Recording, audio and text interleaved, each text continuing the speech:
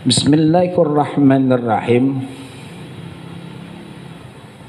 Thumma inna Nuhan syekhul mursalin alaihi salam alladhi ihtamala fi amri dinih mahtamala lam yakul illa kalimatan wahidan ala ghairi wajhiha. Hadirin wal hadirat rahimakumullah. Kita masih membahas kitab Syarh Irsyadul Ibad ila Sabilir Rasyad karangan Syekh Zainuddin bin Abdul Aziz bin Zainuddin Al-Maliyabari, masih berkenan tentang khatimatun fil khawfi, pembahasan tentang rasa takut kita sebagai seorang manusia, untuk kita takut hanya kepada Allah Subhanahu wa ta'ala.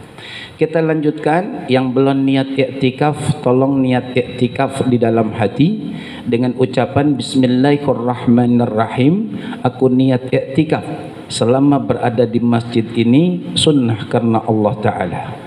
Lalu dilanjutkan dengan niat nuntut ilmu juga dalam hati dengan ucapan Bismillahirrahmanirrahim.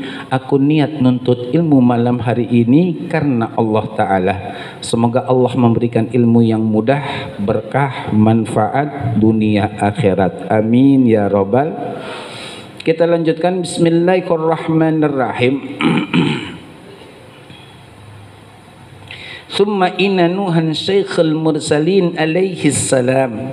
Kemudian Nabi Nuh syekhul mursalin alaihi salam alladzi ihtamala fi dinihi mahtamala, yang mana beliau sudah berjuang dengan sekian macam ujian untuk mengajak manusia saat itu mentauhidkan Allah Subhanahu wa ta'ala. Maka Nabi Nuh alaihissalam itu usianya sekitar 950 tahun. Beliau usaha dan dakwah itu selama 950 tahun, 1000 kurang 50 tahun, itu pengikutnya cuma beberapa gelintir orang saja. Beberapa gelintir orang saja. Jadi banyak ujian dan cobaan. Kemudian dikatakan di sini lam, mana dia tuh hilang. Lam yakul illa kalimatan wahidan ala ghairi wajhiha. Beliau Nabi Nuh alaihissalam tidak pernah berucap yang membuat Allah kecewa, Allah marah, itu kecuali satu kalimat yang beliau ucapkan bukan pada tempatnya, bukan pada tempatnya. Di sini saya melihat dalam Al-Quran surah Hud ayat 42 sampai 45 kalau tidak khilaf. A'udzubillahi minasyaitonir rajim. Wa nada Nuhun rabbahu faqala. Nabi Nuh alaihissalam menyeru, memohon, berkata kepada Allah Subhanahu wa ta'ala, Rabbi inna bni min ahli. Ya Allah, sesungguhnya anakku itu bagian dari keluargaku. Di mana saat itu Nabi Nuh alaihissalam dengan beberapa pengikutnya udah ada di atas kapal yang besar, yang memang Allah perintahkan sebelum terjadi musibah 40 hari 40 malam hujan nggak berhenti-berhenti, dari atas deras, dari bawah ngerojok, nyembur. 40 hari 40 malam itu semuanya jadi lautan, bahkan gunung pun terlewati. Dan salah satu yang enggak ikut kapal Nabi Nuh alaihissalam adalah putra beliau, Kan'an, dengan mengatakan, wahai ayahku, aku akan naik ke atas gunung yang akan melindungi aku daripada naiknya air sampai setinggi-tingginya. Itu akan melindungi aku. Dia naik. Kemudian gitu. Kemudian nanti di sini dilanjutkan, Allah menyatakan, Nuh, dia bukan keluargamu.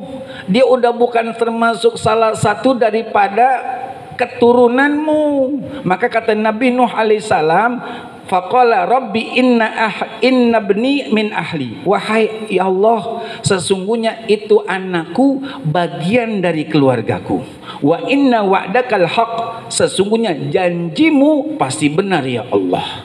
Wa innaka wa anta ahkamul hakimin, dan engkau ya Allah adalah hakim yang maha adil. Hakim yang maha adil. Lalu Allah Subhanahu wa taala berfirman kepada Nabi Nuh alaihi salam, qala ya Nuhun, wahai Nuh, kata Allah, innahu laisa min ahlik.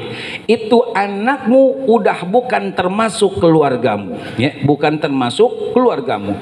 Innahu amalun ghairu salih, karena dia anakmu tersebut berbuat sesuatu yang tidak baik. Fala tas'alni ma laisa laka bihi ilmun, maka engkau wahai Nuh jangan meminta kepadaku akan sesuatu yang kamu enggak paham, yang kamu tidak mengerti, yang kamu enggak tahu akan pengetahuan hal tersebut. Jangan minta kepada aku, kata Allah Subhanahu wa taala. Lalu dilanjutkan lagi oleh Allah, inni a'izuka an takuna minal jahilin. Sesungguhnya aku wahai Nuh mengingatkan kamu supaya jangan termasuk orang-orang yang tidak punya pengetahuan. Jadi Nabi Nuh mohon kepada Allah, ya Allah, ini anakku termasuk keluargaku. Kata Allah, enggak, dia bukan keluargamu karena dia sudah berbuat perbuatan yang tidak baik. Maka janganlah meminta kepadaku sesuatu yang kamu enggak tahu wahai Nuh. Aku yang maha tahu, kata Allah Subhanahu wa taala. Kemudian Nabi Nuh berkata lagi, qala rabbi inni a'udzubika an as'alaka ma laysa li bihi ilmun. Ya Allah, sesungguhnya aku berlindung kepadamu akan meminta kepadamu kepada sesuatu yang aku enggak tahu akan pengetahuannya. Wa illa taghfirli wa tarhamni aku minal khasirin. Seandainya engkau tidak mengampuni aku ya Allah, seandainya engkau tidak menyayangi aku ya Allah, maka aku pasti termasuk orang-orang yang rugi di dunia, rugi di akhirat. Ini judulnya komunikasi, kalau bahasa kita obrolan Nabi Nuh dengan Allah Subhanahu wa taala berkenan tentang Kan'an, salah satu putra Nabi Nuh alaihi salam. Hadirin wal hadirat rahimakumullah, yang perlu kita garis bawahi di sini adalah pertama, Allah Subhanahu wa taala mengatakan innahu laisa min ahlik. Wahai Nuh, itu Kan'an bukan termasuk anggota keluargamu lagi, bukan termasuk anggota keluargamu lagi. Maaf kalau bahasanya kurang sopan. Sekarang banyak orang tua gitu, dia anak kandungnya, dia darah dagingnya, tapi seakan-akan bukan anak kandungnya, bukan darah dagingnya. Di mana buktinya? Buktinya ayahnya khususnya, ibunya umumnya nggak peduli dengan anak tersebut. Kalau ini saja Allah marah. Dan ini juga salah satu daripada manusia yang Allah pilih untuk menjadi Rasul dari 313 Rasul. Bagaimana Allah nggak marah dengan orang tua yang jelas-jelas anak kandungnya, jelas-jelas darah dagingnya, tapi nggak dipedulikan oleh orang tuanya. Maafin, sekarang udah yang dulu mungkin tahun 60, tahun 50, ya, itu masih aneh. Maaf kalau kurang sopan bahasanya, orang tua menghamili anaknya, aneh dulu. Kalau sekarang, ya, itu pastinya Allah lebih murka lagi, karena jelas-jelas dia anak kandungnya, jelas-jelas di darah dagingnya, tapi dia campakkan anaknya tersebut titipan Allah Subhanahu. Ini hadirin jamaah rahimakumullah, ya. Maka kita sebagai manusia harus menjadikan apa yang Allah titipkan itu sebagai satu amanah yang mesti wajib harus kita jaga. Sebelum nanti na'udzubillah berpisah di akhirat. Sering saya berbahasa, pisahnya manusia bukan karena dari satu di Jakarta, misalkan satu di Surabaya, itu bukan pisah. Atau pisah juga bukan berarti yang ini masih hidup, yang ini udah meninggal, bukan pisah. Pisah menurut agama adalah kalau yang satu di sorga, yang satu di neraka, itu pisah. Itu pisah.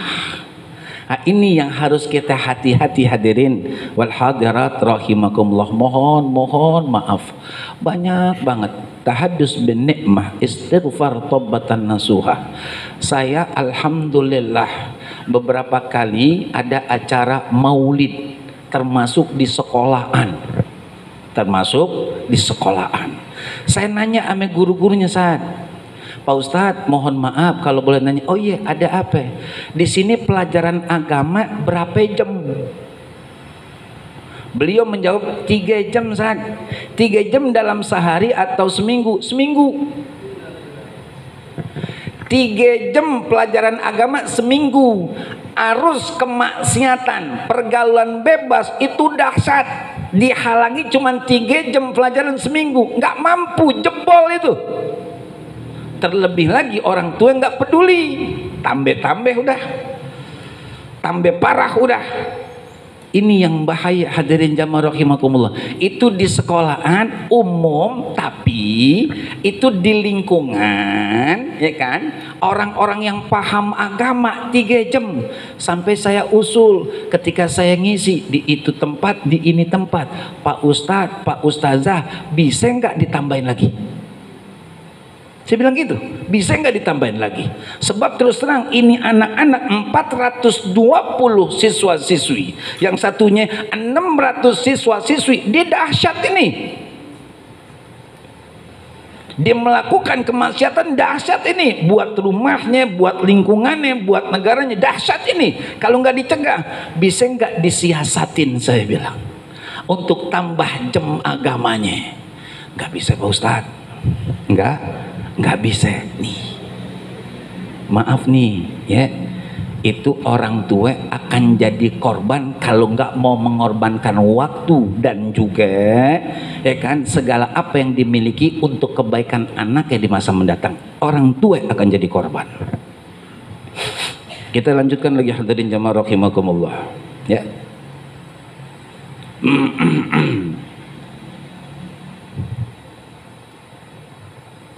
Lam yakul illa kalimatan wahidan ala ghairi wajhiha. Tidaklah berkata Nabi Nuh alaihi salam kecuali satu kalimat yang beliau ucapkan bukan pada tempatnya. Itu cuma satu kata, lam yakul kalimatan illa kalimatan wahidah, kecuali satu kalimat, maafin. Nabi Nuh dan umat-umat manusia terdahulu same ame kita. Artinya same lengkap diciptain ame Allah. Anggota tubuhnya termasuk mulutnya. Kalau dulu Nabi Nuh satu kalimat saja Allah jadi marah. Kalau kita berapa kalimat? Umum nih bahasanya. Umum bahasanya. Dan maaf, kalau ini Nabi, kalau kita orang majelis taklim. Orang majelis taklim kita, ayo dah, jangan cuma kita ngaji kitab, tapi ngaji diri. Kalau cuma ngaji kitab, selesai udah. Tapi kalau kita ngaji diri, bisa lebih dari ketimbang kitab yang kita baca. Ini yang kurang ada hadirin, maafin, minta redho. Kalau bahasanya kurang sopan. Mulutnya ya Allah. La ilaha illallah Muhammad Rasulullah. Kita tahu dah dahsyatnya kalau mulut nggak bisa kita kontrol, nggak bisa kita kendalikan, dahsyat dia. Makanya banyak manusia besok masuk neraka gara-gara mulutnya nggak bisa dijaga. Maaf ya kalau bahasanya kurang sopan. Buat apaan ngaji? Buat apaan ngaji? Kayak dulu ketika ada seorang sahabat mengatakan, ya Rasulullah, berikan izin apa buat dua ini perempuan yang lagi puasa payah banget dia Rasulullah, kasih izin apa kata baginda Rasul? Kalau bahasa kita, dia bukan payah gara-gara puasa, tapi dia gara-gara nggak makan nggak minum puasa, tapi makan bangkai saudaranya. Kalau ente nggak percaya kata baginda Rasul, kalau bahasa kita, suruh tuh dia muntah. Muntah keluar potongan-potongan daging, dia gibah, nggak makan iya, nggak minum iya, tapi nggak berhenti gibah, lagi puasa. La ilaha illallah. Kayak gimana kita? Ayo dah. Kayak gimana kita? Maaf ya, kalau orang mengatakan, itu kan Nabi Sugron, emang beliau maksum, ini bukan kesalahan, contoh doang. Langsung Allah tegur, maaf, kalau beliau pastinya memang Nabi dan Rasul. Dari 124.000 Nabi, 313 Rasul yang Allah utus ke atas permukaan bumi ini, kita juga sama sama beliau. Beliau manusia, kita manusia. Beliau Nabi, Rasul, kita orang majlis taklim. Kan warisan Rasulullah ilmu. Makanya ketika Abi Hurairah radhiyallahu an jalan ke pasar, teriak di tengah-tengah pasar, para orang-orang yang ada di pasar, di masjid Rasulullah lagi dibagiin warisan Rasulullah. Kata orang-orang yang ada di pasar, yang benar ente Abi Hurairah, benar. Lihat kok nggak percaya di Masjid Madinah. Berangkat nih orang sepasar ke Masjid Madinah untuk membuktikan benar nggak omongan Sayyidina Abi Hurairah. Sampai di sono beliau nggak nemuin apa-apa nih orang pasar. Balik lagi, ente bohong Abi Hurairah, katanya lagi bagiin warisan Rasulullah. Itu lagi pada ngaji. Itu warisan Rasulullah, ilmu. Sekarang kita lagi ngumpulin warisan Rasulullah, tapi maaf, sekaligus melanggar ajaran Rasulullah, melanggar larangan Allah. Lalu ketemunya di mana? Ketemunya di mana? La ilaha illallah Muhammadur Rasulullah. Nih saya begini karena kita ngaji keluarga. Tetap saya minta maaf kalau bahasanya kurang sopan. Kita watawasau bil haq watawasau. Ya, ini menjadi satu ibrah, satu pelajaran buat kita dari kisah-kisah terdahulu, termasuk kisah para anbiya dan para rasulnya Allah Subhanahu wa ta'ala. Kita lanjutkan.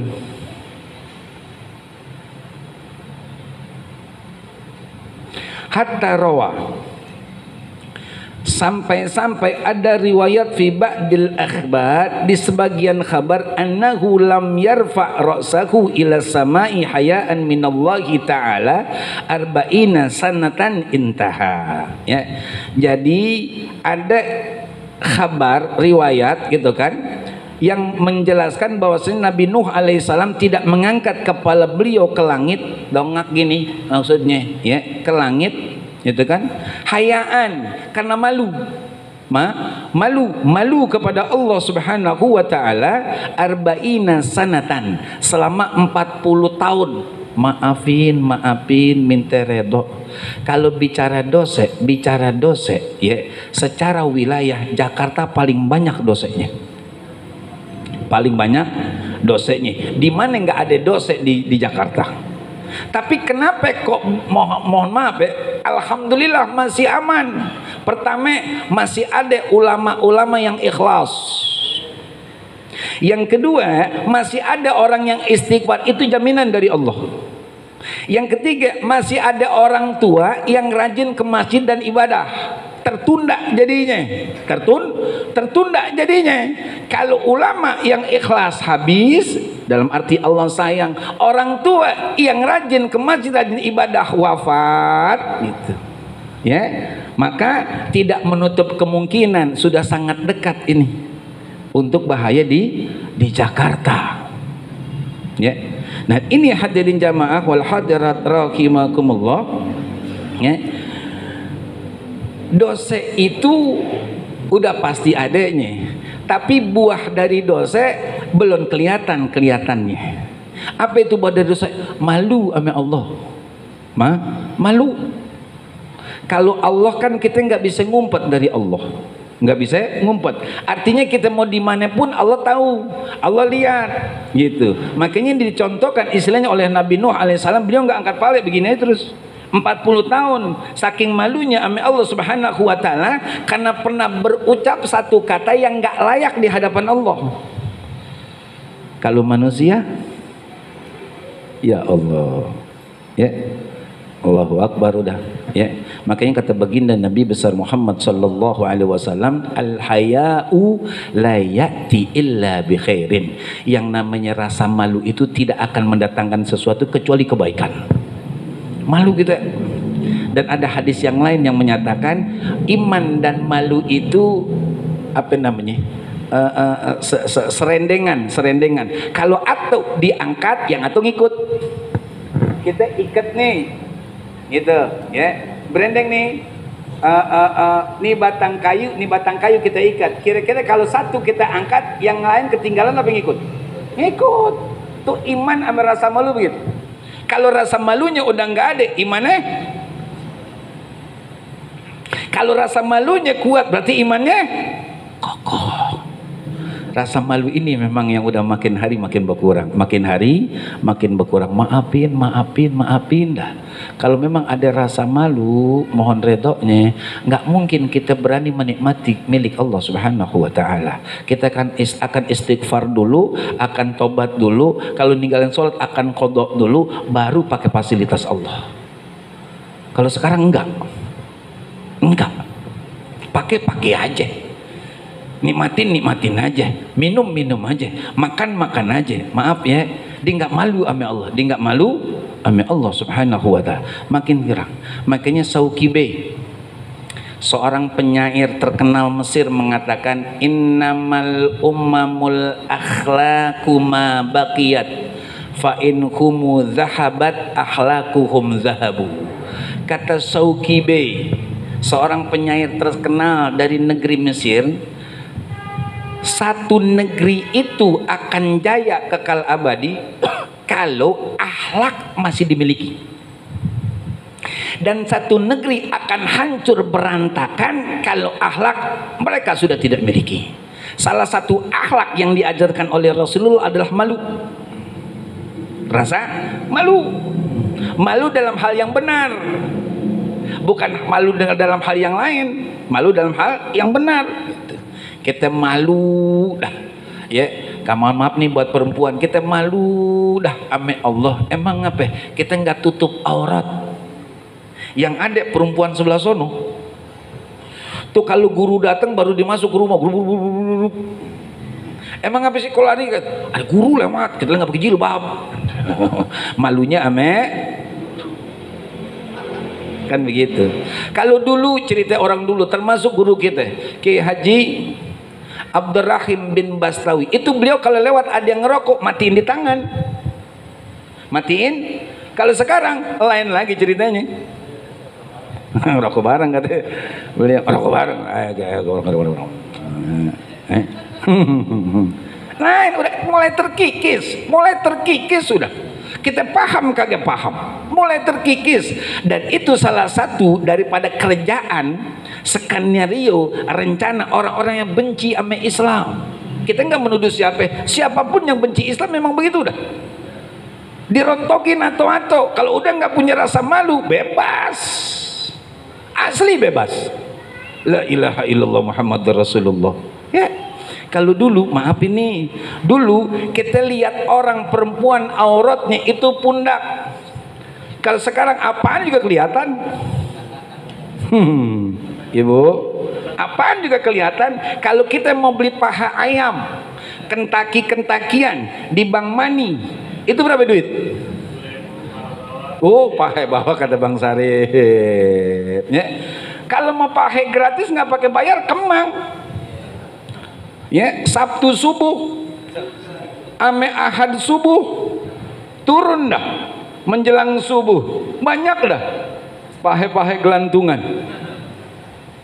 Saya beneran jujur, dan itu pun istilahnya ketika kita mau berangkat ngaji ke Kiai Samiun, ketika kita mau berangkat ngaji ke Musola Al Ikhlas, ketika kita mau berangkat ngaji ke Al Ibadah, mereka pada turun tuh gratis.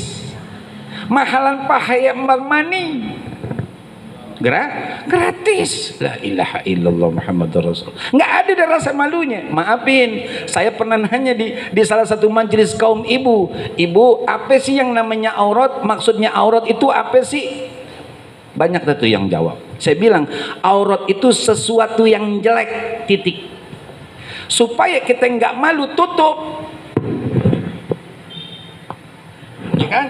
Begitu pula perempuan itu semuanya jelek dah. Maafin ya, perempuan minta redho. Makanya diperintahkan oleh Allah untuk tutup aurat perempuan ya di dalam sholat, yang boleh kelihatan wajah sama tapak tangan. Tapi di luar sholat semuanya ketutup kecuali 2 buah biji matanya yang kelihatan. Semuanya jelek. Tuh. Secantik apapun jelek. Asli jelek. Itulah namanya aurat. Suruh ditutup. Orangnya orang modern, pakaiannya suku asmat. Pakaiannya suku asmat, ya kan? Koteka sama selepetan di sini. Kan gitu. Orang modern, tapi gaya pakaiannya nggak ada rasa malunya, udah nggak ada rasa malunya, ya. Maka kudu kita tumbuhin tuh rasa malu, tumbuhin rasa malu, ya. Kita lanjutkan hadirin. Hilang. Nah, loh, hilang. Oh, di sini tutupan. Wa qala al-Hasan, inna Adam alaihi salatu wassalam baka hina ahbatu minal jannah 300 amin hatta jarat audiyatun sarandib min dumu'ih. Jadi kata Imam Hasan, sesungguhnya Nabi Adam alaihi salam baka, nangis. Ya, nangis hina ahbatu minal jannah, ketika Allah turunkan beliau bersama istri beliau lewat malaikat dari langit turun lagi, dari langit turun lagi, dari langit turun lagi, sampai ke dunia, dari sorga sampai ke dunia. Beliau nangis selama 300 tahun, sampai dikatakan di sini air mata beliau itu memenuhi apa namanya sih, wadi, danau Sarandib, dan itu sampai luber ngalir air matanya. 300 tahun nangis gara-gara diturunin. Kita lihat konteks sekarang, Allah menyatakan laqad karramna bani Adam, sungguh kata Allah telah kami muliakan anak cucu Adam.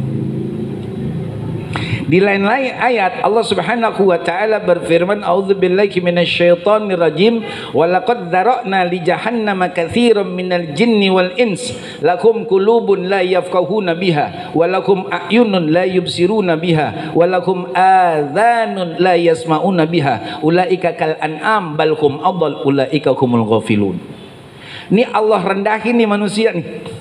Gara-gara apa? Allah kasih hati nggak digunain yang sebenarnya, digunain untuk berek. Tahu berek? Dia punya hati tapi dipakai untuk hasad, untuk takabur, untuk ria, untuk sum'ah dan seterusnya. Salah. Makanya nggak masuk tuh hidayah, makin keras hatinya. Dikasih mata sama Allah, begitu juga. Yang kelihatan cuman kesenangan, nggak pernah dinyari ketenangan. Kesenangan itu nongkrong, ketenangan itu di sini. Kenapa di sini tenang? Karena malaikat banyak yang hadir, dan di atas kepala kita ini kalau boleh Allah kasih lihat banyak sayap malaikat nutupin kepala kita. Tenang kita di sini. Emang begitu kata baginda Rasul, majtama'a qaumun fi baitin min buyutillah yatluna kitaballah wa yatadarasunahu bainahum illa nazarat alaihimus sakinah. Tidaklah berkumpul satu kaum manusia muslim di rumah-rumah Allah di mana mereka baca Al-Quran dan mempelajari Al-Quran, kecuali kata baginda Rasul illa nazalat alaihimus sakinah, akan turun ketenangan untuk mereka. Cari tenang di sini, cari senang di luar. Ya, tuh. Nih kita dikasih mata, orang ngelihatnya cari kesenangan bukan cari ketenangan. Dikasih telinga yang enak itu, ya kan? Kita bawaannya gitu, ya. Enggak kita khusyuk, tuh telinganya. Maka kata Allah Subhanahu wa taala, ulaika hum kal an'am bal hum adall ulaika humul ghafilun. Mereka itu kayak hewan, bahkan lebih rendah, lebih hina lagi dari hewan. Mereka itu adalah penghuni neraka jahanam besok di akhirat. Direndahin sama Allah, tapi maaf, nggak nangis, nggak nangis. Kalau Nabi Adam nangis, Tadi lagi kita larikan. Itu kan Nabi Adam, Nabi Sukron. Nah, Nabi disebut Abul Anbiya, bapaknya para nabi. Yang tadi saya katakan 124.000 nabi, 313 rasul. Beliau itu nabi dan bapaknya para nabi yang ada. Benar. Kita juga sama beliau. Beliau manusia, kita manusia. Beliau nabi, kita orang majelis taklim. Umatnya baginda Rasul, yang sampai Nabi Musa pun ngiri pengen jadi umat baginda Rasul. Nah, kita jangan udah jadi umat baginda Rasul. La ilaha illallah. Masing-masing kita, maksudnya mohon maaf ya, nggak ada niatan, masing-masing udah direndahin sama Allah. Kalau hatinya udah nggak berfungsi, matanya udah nggak berfungsi, telinganya udah nggak berfungsi, maka dia lebih rendah ketimbang hewan. Lebih rendah ketimbang hewan. Jadi kalau orang ngaji nih, tadi nih sebelum berangkat saya lihat orang, ya Allah, perasaan seingat saya tuh orang nggak pernah ke masjid. Seingat saya nggak pernah ke majelis taklim. Seingat saya nggak pernah sholat jamaah. Tapi dia dengar azan, dia tahu ada majelis taklim. Nah, yang begini nih, wujudnya manusia tapi dia lebih rendah ketimbang hewan di pandangan Allah Subhanahu wa taala. Nah, kita jangan sampai kalau telinganya udah nggak fungsi, matanya udah nggak fungsi, hatinya udah nggak fungsi, ya maaf nih, maaf, sampai dengan orang yang mati, sampai sama orang yang mati jadinya. Nah, kita jangan begitu, jangan begitu. Kita kalau dengar azan, dengar majelis, berangkat ya akhi, asli berangkat. Kalau kita nggak berangkat, nyesel besok di kuburan, nyesel kita tinggal lihat aja kaki kita sekarang. Dipapah enggak? Pakai tongkat enggak? Pakai kursi enggak? Enggak. Pertanyaan lagi yang berikutnya, sampai enggak? Enggak sampai, berarti ente setruk di pandangan Allah. Besok ngesot ente. Ngesot, tahu ngesot? Ngesot besok. Kata Allah kalau bahasa kita, dulu anak kasih sehat, ente enggak pernah sampai. Sekarang ente rasain dah, setruk di akhirat kayak bagaimana susahnya, ente rasain dah. Ya, kita jangan begitu, karena semuanya Allah tanya, summa latus'alunna yauma idzin. Kita lanjutkan, hadirin rahimakumullah ya. Jadi Nabi Adam itu diturunkan oleh Allah dari sorga bersama istri beliau oleh Allah. Itu beliau nangis selama 300 tahun, sampai satu danau pun jadi penuh airnya oleh air mata beliau dan mengalir saking banyaknya ya. Wa qala Wahb bin Warad, inna Nuhan alaihi salatu wassalam lama atabakullahu fi ibnihi baka 300 amin hatta sara fi khidhihi amsal jadawali ay al-anhari as-sighar minal buka. Dikatakan di sini bahwasanya menurut Wahab bin Warid, sesungguhnya Nabi Nuh alaihi salam ketika Allah ingkari anaknya, kan Allah tadi mengatakan dia itu bukan anak ente wahai Nuh, bukan keluarga ente, diingkari oleh Allah Subhanahu wa taala ya. Kemudian beliau ini Nabi Nuh alaihi salam, mana dia tuh hilang lagi ya, menangis selama 300 tahun sampai garis-garis di pipinya tersebut kayak sungai-sungai kecil jadinya, bebekas. Itu gara-gara Allah menyatakan bahwasanya itu bukan anak ente lagi. Maaf nih kalau boleh ngambil contoh, kalau orang sekarang bukan anaknya ngaku anaknya. Kayak apaan?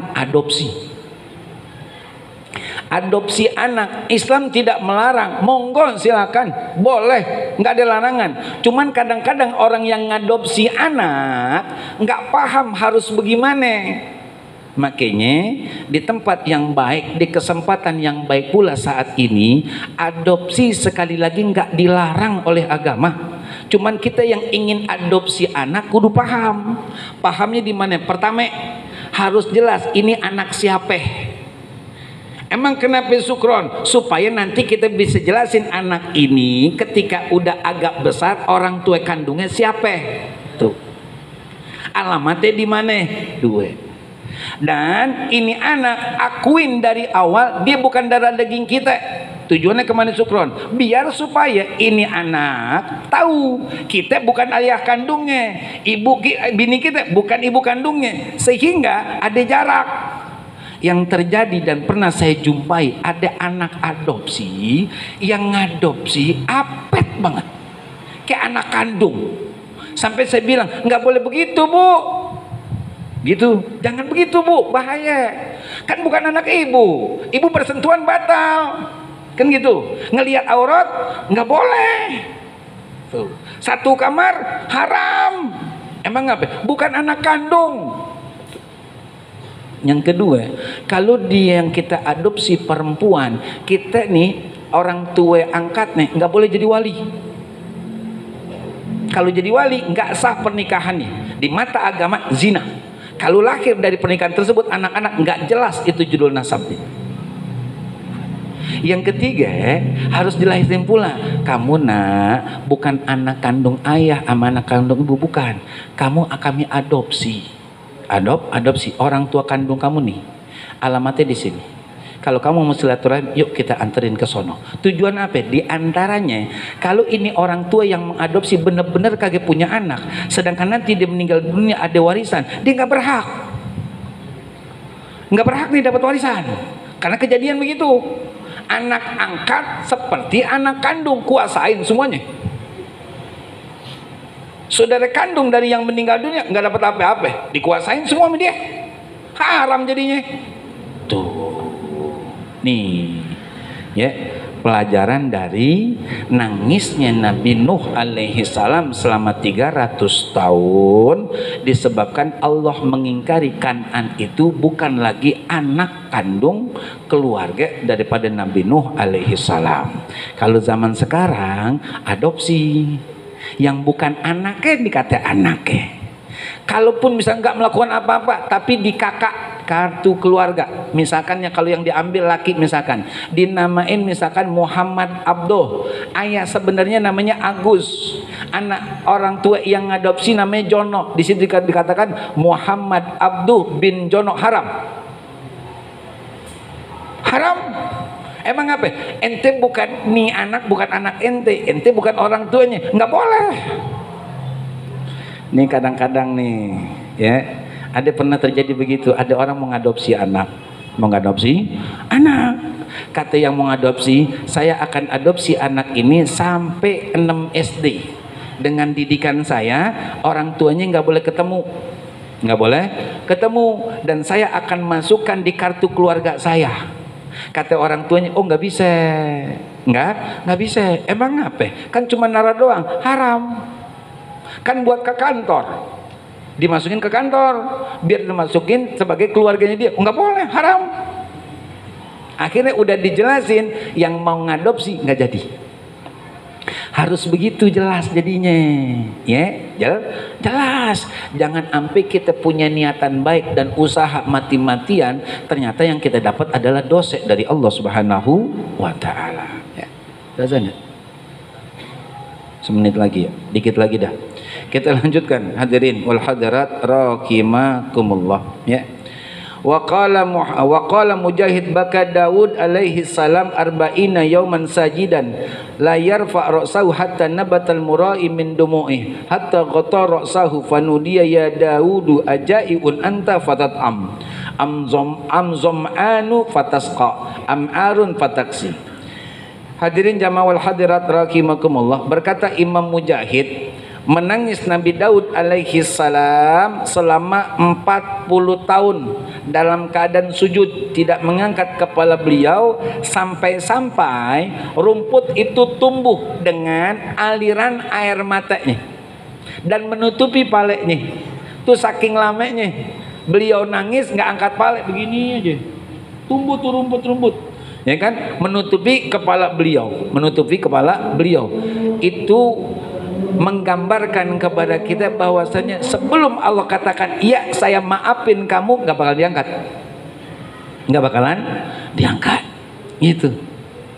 Ini yang subhanallah, ya, kayak cerita tentang pelepah korma, closing insyaallah. Pelepah korma yang waktu itu dijadikan tempat untuk baginda Rasul menyampaikan isi khutbah dan pelajaran untuk para sahabat.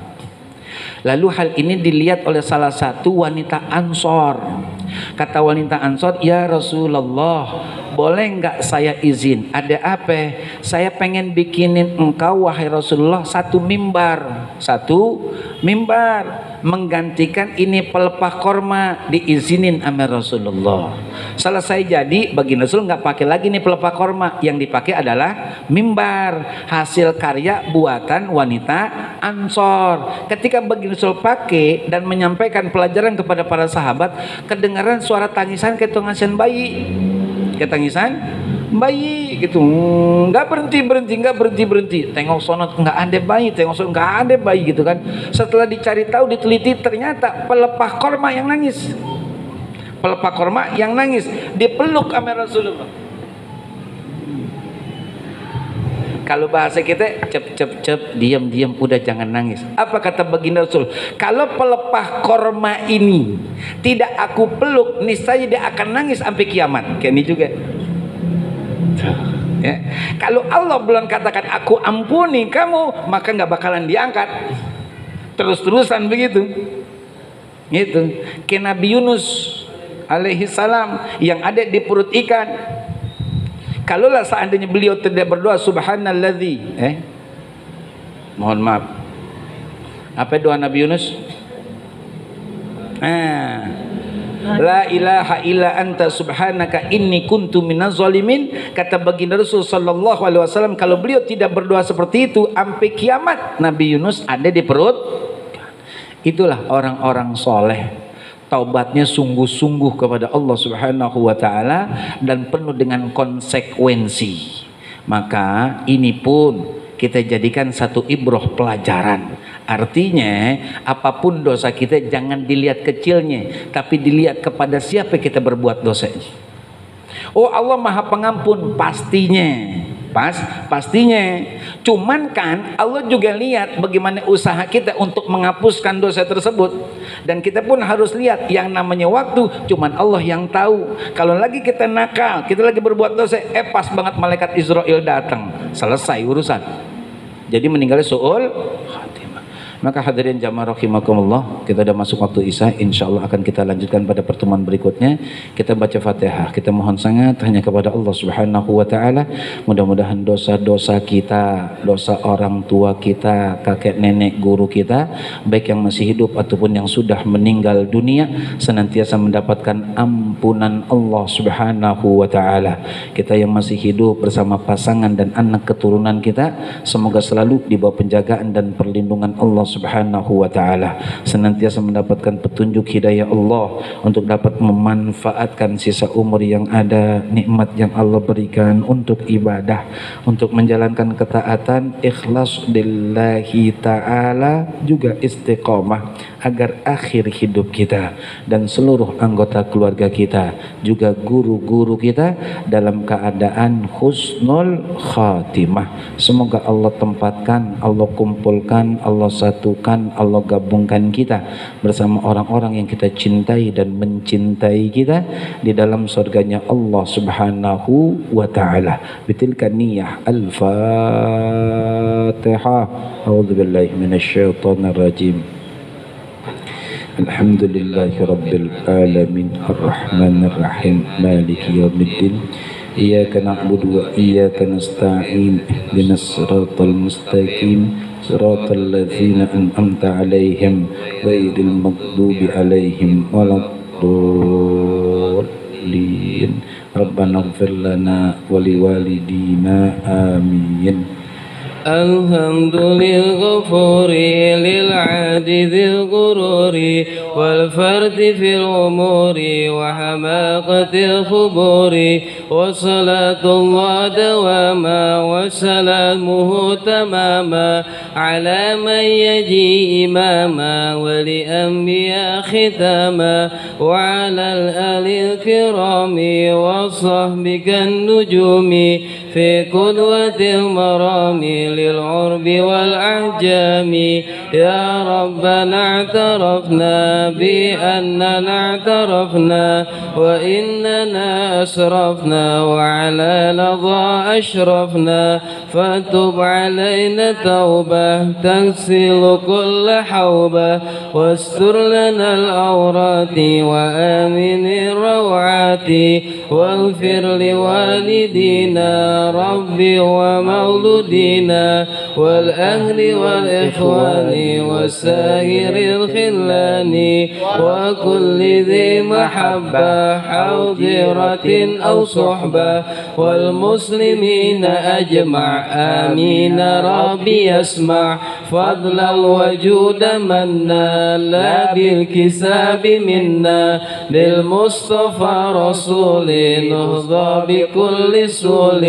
صلى وسلم ربي عليه عند الهب وآله وصحبه عداد طاش صحبي، والحمد للإله في البدء والتناهي.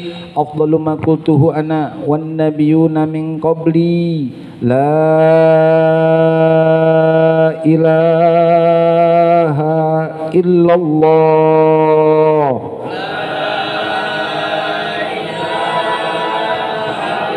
لا إله إلا الله.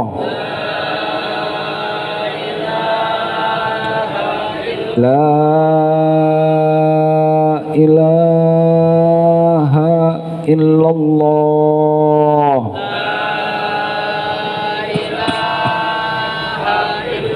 محمد رسول الله صلى الله عليه وسلم. استغفر الله العظيم استغفر الله العظيم استغفر الله العظيم. بسم الله الرحمن الرحيم. الحمد لله رب العالمين. اللهم صل على سيدنا محمد وعلى آل سيدنا محمد. اللهم أئنا على ذكرك وشكرك وحسن عبادتك. ربنا اغفر لنا ولوالدينا وارحمهم كما ربونا صغارا، ولجميع المسلمين والمسلمات والمؤمنين والمؤمنات الأحياء منهم والأموات برحمتك يا أرحم الراحمين. ربنا هب لنا من أزواجنا وذرياتنا قرة أعين واجعلنا للمتقين إماما. ربنا لا تزغ قلوبنا بعد إذ هديتنا وهب لنا من لدنك رحمة إنك أنت الوهاب. اللهم أغننا بالعلم وزينا بالحلم وأكرمنا بالتقوى وجملنا بالعافية. اللهم إنا نسألك خير هذه الليلة وخير ما فيها وخير ما بعدها، ونعوذ بك من شرها وشر ما فيها وشر ما بعدها. ربنا آتنا في الدنيا حسنة وفي الآخرة حسنة وقنا عذاب النار. ربنا تقبل منا إنك أنت السميع العليم وتب علينا إنك أنت التواب الرحيم. وصلى الله على سيدنا محمد وعلى آله وصحبه وسلم. سبحان ربك رب العزة عما يصفون وسلام على المرسلين والحمد لله رب العالمين.